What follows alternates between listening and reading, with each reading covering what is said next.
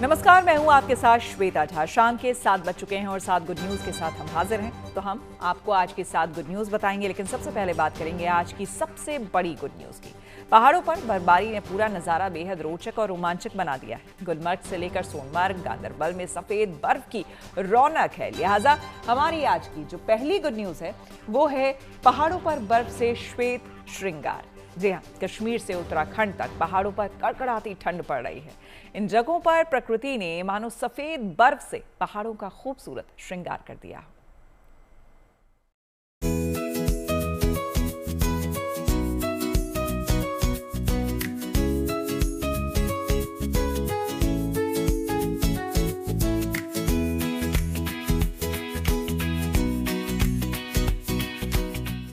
जहां तक नजर जाएगी बस सफेद बर्फ से ढके पहाड़ नजर आएंगे।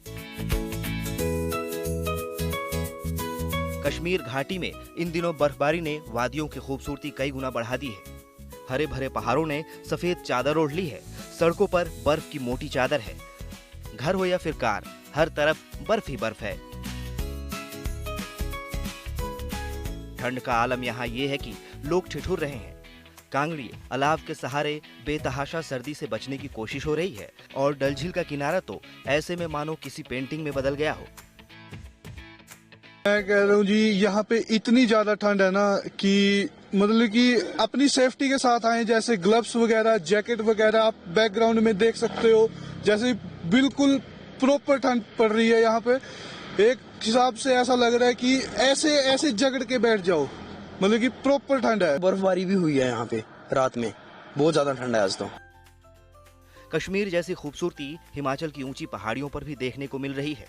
हिमाचल में मनाली, सोलंग, रोहतांग और नारकंडा में रुक रुक कर बर्फ गिर रही है। पर्यटकों से होटल फुल है। सड़कों पर टूरिस्ट की लंबी कतारें हैं और जगह जगह Joy rides, skiing, snow bike और एडवेंचर स्पोर्ट्स का मजा लेने के लिए सैलानी पहुंच रहे हैं। पहाड़ों में बर्फबारी से तापमान लगातार नीचे जा रहा है, जिससे सैलानियों का जोश चरम पर पहुंच रहा है। उत्तराखंड में भी ऊंची पहाड़ियों ने सैलानियों का दिल जीत लिया है। चमोली जिले की भारत चीन सीमा पर बसी नीति घाटी इन दिनों कड़ाके की ठंड की चपेट में है। यहाँ पर पारा रात में -20 डिग्री सेल्सियस से भी नीचे पहुँच रहा है। कड़ाके की ठंड के बीच यहाँ नदी, नाले, झरने, गिरता पानी सब कुछ जमकर पाले में तब्दील हो गया है। हर तरफ पानी बर्फ के पहाड़ बन चुके हैं। नीति घाटी में जैसे जैसे हम आगे बढ़ रहे हैं, इस तरह की तस्वीरें सामने आ रही हैं। देख सकते हैं हर तरफ पानी की टपकती बूंद अब यहाँ बर्फ का पहाड़ में तब्दील हो चुका है।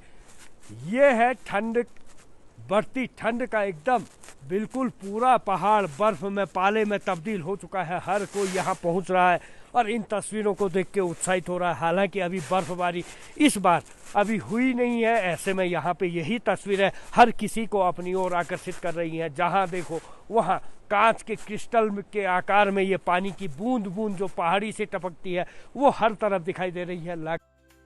दरअसल नीति घाटी की ऊंची चोटियों पर हल्की बर्फबारी के बाद तापमान में तेजी से गिरावट दर्ज की गई है, जिससे यहाँ पहुँच रहे सैलानियों के लिए ये मौसम खुशनुमा हो गया है।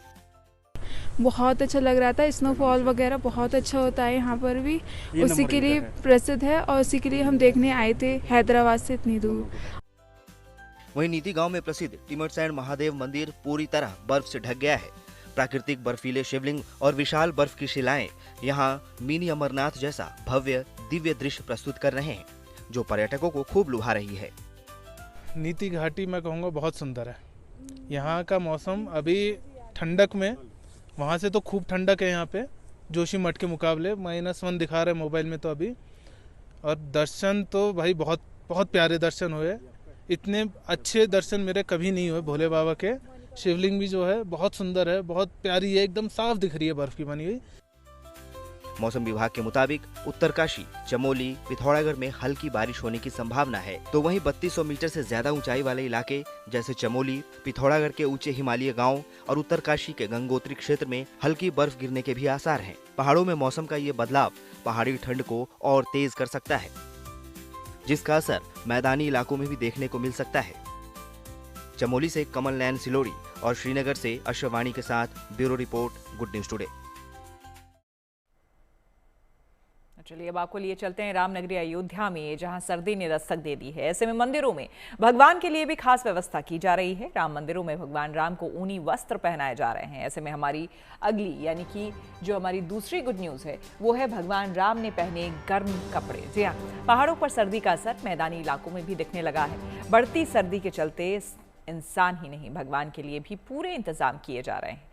रामनगरी के मठ मंदिरों में विराजमान भगवान के विग्रह को ठंड से बचाने के लिए पूरी कोशिश की जा रही है। रामलला के लिए राजस्थान से जयपुरिया रजाई मंगाई गई है।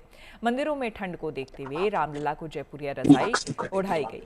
सिद्धपीठ हनुमानगढ़ी में भी आरती का समय बदल दिया गया है। हनुमंत लला को रजाई ओढ़ाई जा रही है।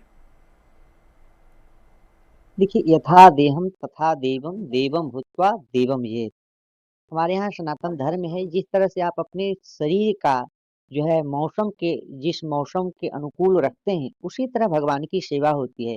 देखिए, अयोध्या में जो है भीषण ठंड पड़ता है। इसको देखते हुए हम ठाकुर जी को जो है कंबल ओढ़ाने का काम करता हूँ।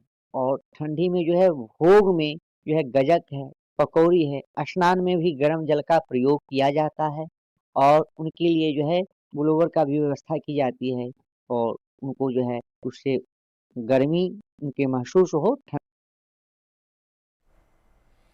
बात क्रिसमस की। क्रिसमस में अभी हालांकि कुछ वक्त बाकी है, लेकिन क्रिसमस को लेकर तैयारियां अभी से शुरू हो चुकी है। कोयम्बटूर की सड़कों पर करीब 2000 लोगों ने सांता क्लॉज के कपड़े पहनकर रैली निकाली। ऐसे में हमारी आज की जो अगली यानी कि जो तीसरी गुड न्यूज़ है वो है जब सड़क पर उतरे 2000 सांता क्लॉज।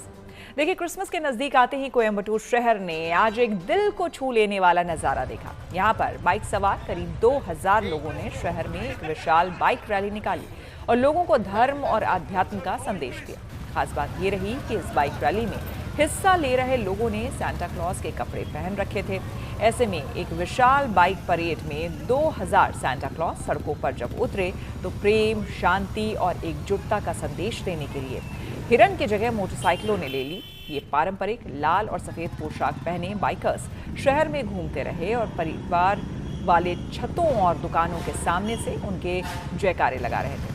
ये जीवंत कारवां सिर्फ देखने लायक ही नहीं बल्कि ये आशा और एकजुटता का संदेश देने का एक मिशन था। इस आयोजन ने शहर की सड़कों को उत्सव की खुशियों की एक जीवंत तस्वीर में बदल दिया था।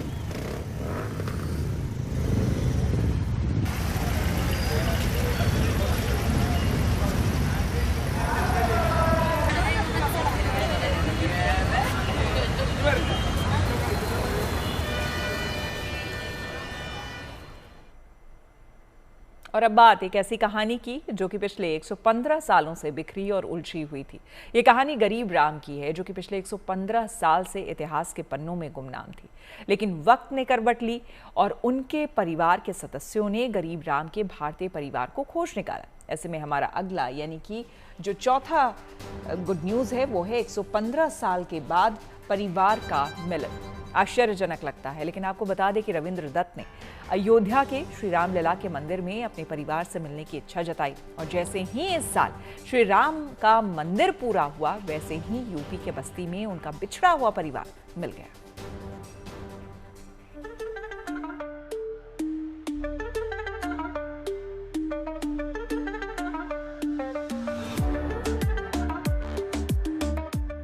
सुनने में ये कहानी थोड़ी बॉलीवुड जैसी है, लेकिन है ये बिल्कुल असली।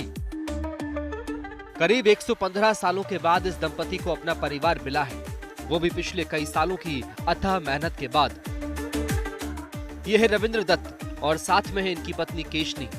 ये दंपति फिजी देश के निवासी है, मगर पिछले कई साल से इंडिया आ रहे हैं। कारण है कि इन्हें इनका परिवार नहीं मिल रहा था।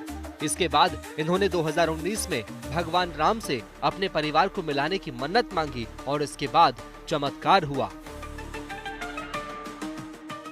रविंद्र और उनकी पत्नी केशनी पर 6 साल बाद राम की कृपा हुई और बस्ती के बनकटी ब्लॉक के कबरा गांव में उन्हें अपना परिवार मिल ही गया। दरअसल रविंद्र के परदादा का नाम गरीब राम था और 1910 में अंग्रेज उन्हें दंड देने की नियत से अपने साथ फिजी ले गए थे। समय बदला और गरीब राम वहीं बस गए। काफी सालों के बाद गरीब राम की जिंदगी को लेकर परिवार वालों ने जानकारी इकट्ठा की तो उन्हें बस्ती जिले का पता मिला और इसके बाद वो बस्ती आ गए और यहाँ पर उन्हें पता चला कि इसी जगह गरीब राम का परिवार निवास करता है। जब रविंद्र और उनकी पत्नी ने गरीब राम के नातियों से मुलाकात की तो उनके आंसू छलक आए। उनकी आंखों में खुशी के आंसू थे, मगर परिवार से मिलने की खुशी के आगे कोई भी गम फीका पड़ गया था। रविंद्र और उनकी पत्नी केशनी इस कदर खुश थे कि जैसे उन्हें अपनी खोई हुई सबसे प्रिय चीज मिल गई हो। दादाजी थे राम गरीब, गरीब के नाम से भी जानते थे, और वो यहाँ से 1910 में फिजी गए थे, अंग्रेजों द्वारा ले गया था। तो हमें तो बतलाया गया था कि वहाँ पे जो गन्ने की खेती है उसमें काम करने के लिए, उस समय हजारों की संख्या में भारतीयों को फिजी ले गए थे अंग्रेजों ने। 115 साल बाद अपने परिवार से मिलने के बाद रविंद्र दत्त ने अपने परिवार को फिजी देश आने का न्योता भी दे दिया और कहा अब भारत से उनका गहरा नाता बन गया है, इसलिए हर सुख दुख में वे अपने परिवार के पास आते रहेंगे। एक्सचेंज ऑफ हमारा जो इन्फॉर्मेशन हुआ उसमें हम उनके बारे में जाने जो हम नहीं जानते थे आज तक, और वे उनके बारे में जाने हम दोनों तरफ से। जैसे हमारे पति के कजन द्वारा जब पर्ची में बस्ती और फिर कबरा गांव का जिक्र हुआ तो हम इंटरनेट से खोजे, तो जब इंटरनेट से हम निकाले तो बस्ती क्लोज टू लाइक अयोध्या मिला। तो हमने कहा कि अयोध्या तक तो हम पहुंचे, क्यों ना हम और आगे थोड़ा। रविंद्र दत्त को उनके परिवार से मिलाने में काफी अहम भूमिका निभाने वाले कबरा गांव के प्रधान प्रतिनिधि रवि प्रकाश चौधरी के मुताबिक जब उन्होंने पूरे मामले को समझकर दस्तावेज को राम दत्त के परिवार को दिखाया तो उन्होंने झट से गरीब राम को पहचान लिया। मुझे बड़ी हैरानी हुई ये देख के कि 1910 का पेपर कोई लेके आया हुआ है, मेरे सामने लेके आया हुआ है, समझ में नहीं आ रहा था। हालांकि मैंने बहुत प्रयास किया, बाबा लोग से पूछा, यहाँ पे उनके भैया के रविंद्र दत्त के नाती पनाती छनाती तक यहाँ पे हो गए हैं। मतलब इनके उम्र का, इनके लेवल का यहाँ पे कोई बचा ही नहीं है। हाँ, यहाँ चौथी नहीं है, छठवीं पीढ़ी चल रही है। गरीब राम के पिता राम दत्त की पुष्टि होते ही रविंद्र दत्त और केशनी को उनका परिवार के बारे में जानकारी मिली और उनका पिछड़ा परिवार मिल गया, जिसके बाद वे उनसे मिले और फोटो को यादों के रूप में कैमरे में कैद किया और वापस फिजी लौट गए, इस उम्मीद के साथ कि उनका एक परिवार इंडिया में भी है। संतोष कुमार सिंह, बस्ती, गुड न्यूज टुडे। चलिए अब आपको लिए चलते हैं कश्मीर के डोडा में, जहां पर रंग मेले में संस्कृति और आस्था का अद्भुत संगम देखने को मिला। हमारे आज की जो अगली यानी कि जो 5वीं गुड न्यूज है वो इसी से जुड़ी हुई है। रंग के रंग में रंगा कश्मीर। जम्मू कश्मीर के डोडा जिले के भलेसा में सदियों पुराना मेला रंग का भव्य आयोजन किया गया, जिसमें सांस्कृतिक कार्यक्रम में लोक कलाकारों ने बढ़ चढ़कर हिस्सा लिया।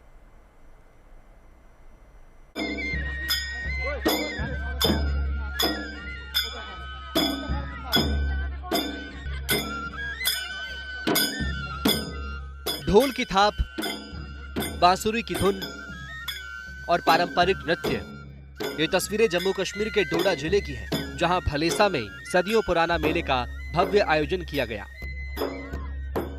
5 दिनों तक चलने वाले इस मेले में सांस्कृतिक कार्यक्रम की अद्भुत झलक देखने के लिए मिली।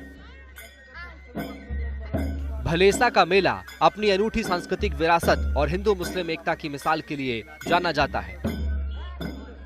यहाँ धार्मिक अनुष्ठान हो, लोक नृत्य या पारंपरिक गीत, हर जगह दोनों समुदायों के लोग बराबर की भागीदारी दिखाते हैं। यही कारण है कि इस मेले को इलाके की एकजुटता का पर्व माना जाता है। एकता का मेला है और इन लोगों ने इस चीज का सबूत दिया है कि यहाँ पर हिंदू मुस्लिम भाईचारा जो है वो कायम दायम है। इसमें सब लोगों को इस चीज का सबक लेना चाहिए इस मेले से। हम आगे भी चलाना चाहते हैं। ये हमारे भलेसा में खाली 2 ही जगह पे बनाया जाता है, एक डोसा भलेसा में है और एक चिली भलेसा में है। हम चाहते हैं कि इस कल्चर मेले को हम आगे तक लेके जाएं। इनका तो मैसेज आता है, यहाँ का भाईचारा जो है वो मशहूर है, हिंदू मुस्लिम मिल के इस मेले को मनाते हैं। आयोजकों की अपील है कि इस प्राचीन मेले को आधिकारिक दर्जा दिया जाए ताकि इसकी ऐतिहासिक और सांस्कृतिक पहचान का राष्ट्रीय स्तर पर प्रचार प्रसार किया जा सके। स्थानीय लोगों का कहना है कि सरकारी सहयोग मिलने से मेले की भव्यता और संरचना को और मजबूती मिलेगी और आने वाली पीढ़ियां अपनी इस धरोहर से जुड़ी रहेंगी। इस मेले को हमने जिंदा रखना है, अभी हम कोशिश कर रहे हैं और इसको सरकार अगर रिकॉग्नाइज करेगी ये जिंदा रहेगा। भलेसा वैसे ही जाना जाता है कि हिंदू भाईचारा, मुस्लिम भाईचारा और जो भी धर्म है हमारे भलेसा में बहुत ज़्यादा अमन के साथ रहते हैं। जो भी फेस्टिवल आता है हम सेलिब्रेट करते हैं मिलजुल के। ये एक ट्रेडिशनल मेला है और ये हमारे जो कुल देवता जी हैं उनके याद में मनाया जाता है ये मेला। 5 दिनों तक रौनक, रंग और आस्था से सराबोर भलेसा मेला कश्मीर से जम्मू तक फैली साझा संस्कृति और भाईचारे का जीवंत उदाहरण है। 5 दिनों तक यहाँ संस्कृति और पारंपरिक नृत्य का अद्भुत प्रदर्शन होता है, जिसमें लोक कलाकार बढ़ चढ़कर हिस्सा लेते हैं। Bureau report, good news today. और अब बात एक और मेले की, और ये मेला दिल्ली का है। जी हाँ, दिल्ली के महरौली में 800 साल पुरानी परंपरा छड़ियों के मेले का भव्य आगाज हुआ है। ऐसे में हमारी आज की अगली यानी कि जो छठी गुड न्यूज़ है वो है 800 साल पुराने छड़ियों के मेले की शुरुआत। जी हाँ, दिल्ली के महरौली इलाके में स्थित ऐतिहासिक दरगाह में 800 साल पुराने छड़ियों के मेले की भव्य शुरुआत हुई है। यह मेला केवल एक धार्मिक आयोजन नहीं बल्कि सूफी परंपरा, मोहब्बत और भाईचारे की एक जीवंत मिसाल है जो कि सदियों से बिना रुके चली आ रही है। ये दरगाह हजरत निजामुद्दीन औलिया के दादा पीर से जुड़ी मानी जाती है। मान्यता है कि इसी पवित्र स्थान से छड़ियों की यात्रा आरंभ होती है जो दिल्ली से अजमेर शरीफ तक श्रद्धा और आस्था के साथ पूरी की जाती है। इस परंपरा की नींव सरकार कुतुब साहब ने रखी थी। उन्होंने अपने पीर मुर्शीद की मोहब्बत में इस यात्रा की शुरुआत की थी। आज भी उनके सिलसिले को आगे बढ़ाते हुए सरकार, हयात और उनके साथ सैकड़ों हजारों अकीदतमंद हर साल पैदल चलकर छड़ियां लेकर अजमेर शरीफ दरगाह की ओर रवाना होते हैं। सैयद अमन कुतुब के मुताबिक परंपरा के अनुसार इस यात्रा की शुरुआत सरवी पार्क से होती है। इसके बाद काफिला पहले निजामुद्दीन दरगाह पहुंचता है जहां हाजिरी दी जाती है। फिर हुजूर कुतुब की दरगाह में जियारत के बाद ये जत्था अजमेर के लिए 13 दिनों के लिए पैदल रवाना होता है। यह दरबार शरीफ में छड़ियों का मेला है। ये छड़ियों का मेला पिछले 800 सालों से, जब सरकार हयात थे, जब से मनाया जाता है। अपने पीर और मुर्शिद हुजूर गरीब नवाज की मोहब्बत में सरकार पैदल दिल्ली से अजमेर छड़ियाँ लेकर पहुँचे थे और हर साल पहुँचते थे। तो उसी परंपरा को आज भी जिंदा रख के तमाम मस्तान मलंग लोग पूरे हिंदुस्तान से, पूरे वर्ल्ड से आके इस मेले को मनाते हैं। शिवनगरी वाराणसी में बन रहा पहला अंतर्राष्ट्रीय क्रिकेट स्टेडियम अपने निर्माण के अंतिम चरण में पहुंच गया है। करीब 75% काम हो चुका है। मैदान में 14 पिचें तैयार की जा रही है। इस स्टेडियम की सबसे खास बात वो है इसकी त्रिशूल के आकार की फ्लड लाइट। ये त्रिशूल आकार की लाइटें सिर्फ रोशनी नहीं देंगी बल्कि काशी की सांस्कृतिक आत्मा को मजबूत करेंगी। ऐसे में हमारी 7वीं और आखिरी गुड न्यूज़ है, काशी में तेजी से तैयार हो रहा स्टेडियम। देखिए, गंजारी में बन रहे अंतर्राष्ट्रीय क्रिकेट स्टेडियम 450 करोड़ रुपए की लागत से तैयार किया जा रहा है, जिसमें त्रिशूल के आकार की फ्लड लाइट लग चुकी है और काम तेजी से संपूर्णता की ओर बढ़ चला है।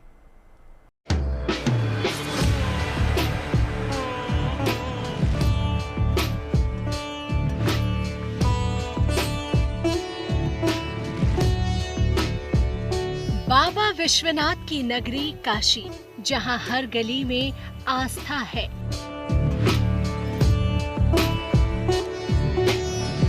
हर घाट पर इतिहास, और अब इसी विरासत में जुड़ रहा है एक आधुनिक चमत्कार। वाराणसी का पहला अंतर्राष्ट्रीय क्रिकेट स्टेडियम, जिसकी कुछ तस्वीरें सोशल मीडिया पर वायरल हैं।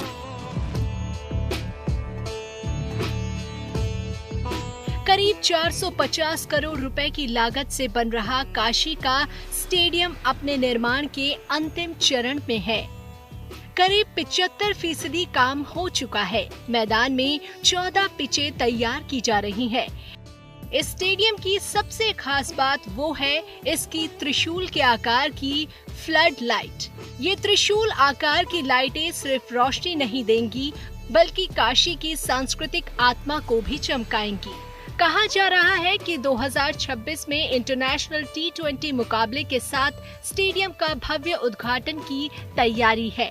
इसीलिए यहाँ काम युद्ध स्तर पर चल रहा है ताकि काशी के आकाश में क्रिकेट की नई रोशनी जगमगाए। काशी का अंतर्राष्ट्रीय स्टेडियम देश का पहला ऐसा स्टेडियम होगा जो पूरी तरह धार्मिक थीम पर होगा और यहाँ कोने कोने पर काशी की झलक मिलेगी। महादेव को समर्पित इस स्टेडियम में छत से लेकर फ्लड लाइट्स और पवेलियन तक हर जगह भगवान शंकर और उनकी काशी का एहसास होगा। स्टेडियम का एक हिस्सा डमरू के आकार का होगा। शिव की नगरी काशी और उनके त्रिशूल की रोशनी से जगमगाता इंटरनेशनल क्रिकेट स्टेडियम आस्था और आधुनिकता का ये संगम न सिर्फ काशी को नई पहचान देगा बल्कि पूरे पूर्वांचल के लिए एक बड़ा अवसर साबित होगा। Bureau report, good news today. तो इसी के साथ 7 बजे 7 गुड न्यूज में मेरे यानी कि श्वेता झा के साथ फिलहाल इतना ही। देश दुनिया की तमाम पॉजिटिव खबरों के लिए आप देखते रहिए गुड न्यूज टुडे।